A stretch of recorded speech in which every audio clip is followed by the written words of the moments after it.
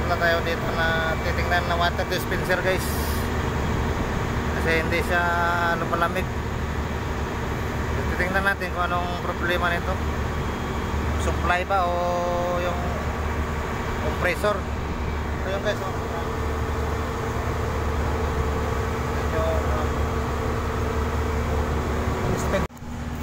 guys, ito pala yung guys yung ano, yung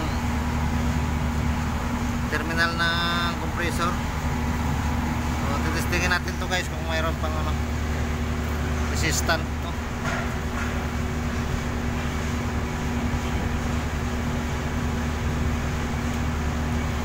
Mahirap talaga pag walang taga video guys.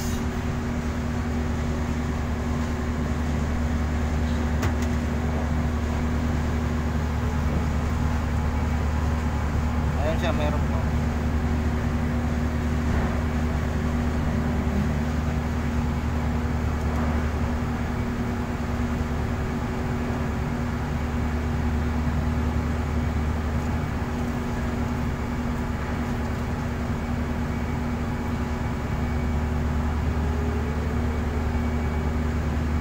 Meron pa naman siya guys, resistant.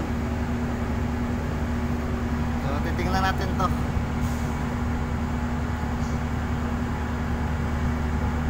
So, hello guys,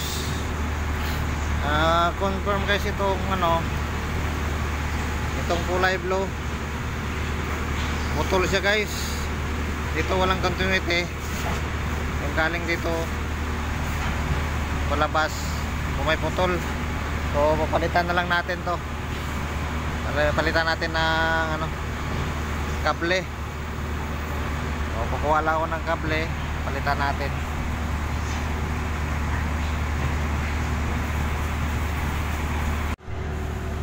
So guys, good morning guys. Ayan na guys, kumana na siya. Yung kuhan lang yung supply pala ng sira nito. Gumagana na siya, oh. Lalamig na to.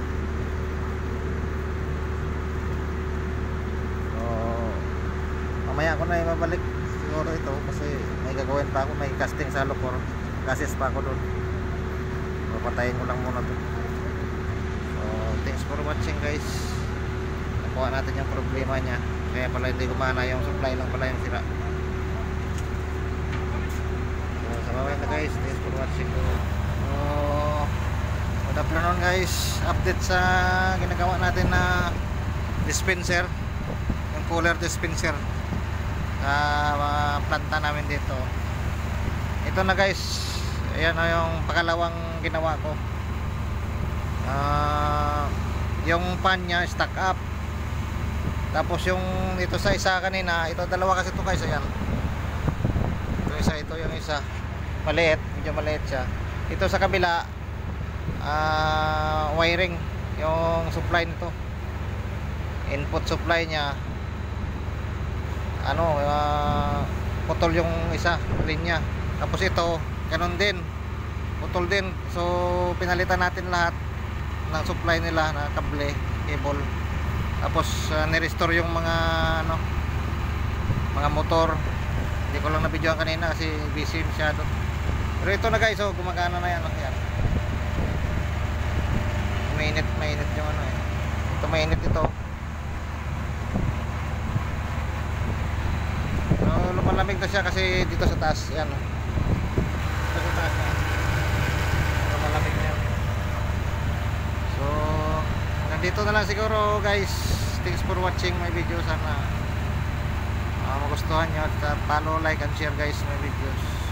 Thank you guys, bye bye.